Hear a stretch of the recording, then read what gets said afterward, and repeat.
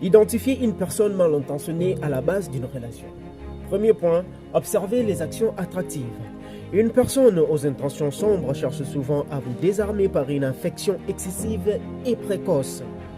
Si quelqu'un vous idéalise à la base, les gars, par le mariage après 2 semaines ou quelques temps, soyez vigilants, ou vous comble de cadeaux et de compliments disproportionnés.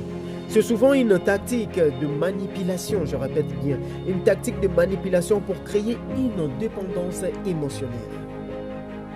Deuxième point, analyse le rapport au contrôle.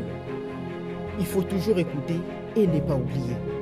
Le besoin de contrôle se manifeste par de micro-comportements, le genre de comportements qu'on ne capte pas facilement à la base si on ne fait pas attention aux petits détails. Isolement, franchissement des limites et jalousie excessive. Pour l'isolement, elle critique subtilement vos amis ou votre famille, pour vous en éloigner. Diviser pour mieux régner. Franchissement des limites.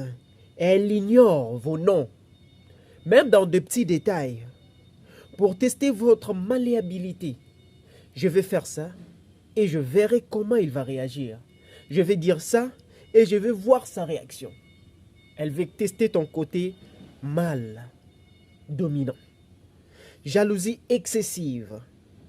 Présentée comme de l'amour, mais elle s'en sert pour te surveiller.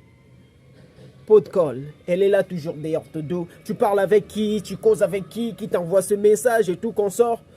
Parce qu'elle cherche à protéger le bien qu'elle vient d'obtenir, le bien qu'elle a mis en investissement. Je vais rentrer en arrière pour mieux tomber. Elle vous comble de cadeaux. J'ai eu un gars qui était en relation avec une meuf.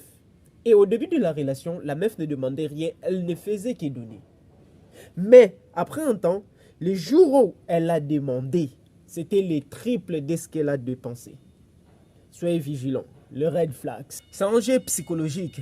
Elle te pousse à culpabiliser pour but de finir dans une réalisation de son projet ou de son objectif d'investissement.